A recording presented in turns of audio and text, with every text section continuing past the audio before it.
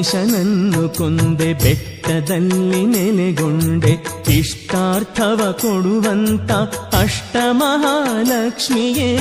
ಇಷ್ಟಾರ್ಥವ ಕೊಡುವಂತ ಅಷ್ಟಮಹಾಲಕ್ಷ್ಮಿಯೇ ಅಂಬಾ ಭವಾನಿಯೇ ದೇವಿ ಮಹಾಶಕ್ತಿಯೇ ಮಹಿಷಾಸುರಮರ್ದಿನಿ ಅಮ್ಮ ಚಾಮುಂಡಿಯೇ ಮಹಿಷಾಸುರಮರ್ದಿನಿ ಅಮ್ಮ ಚಾಮುಂಡಿಯೇ ತ್ರಿಶೂಲಧಾರಿಣಿ ತ್ರಿಮಾತೆ ರೂಪಿಣಿ ರುಂಡಮಾಲಿನಿ ರೌದ್ರರೂಪಿಣಿ ಸಿಂಹವಾಹಿನಿ ತ್ರಿಕಾಲಜ್ಞಾನಿ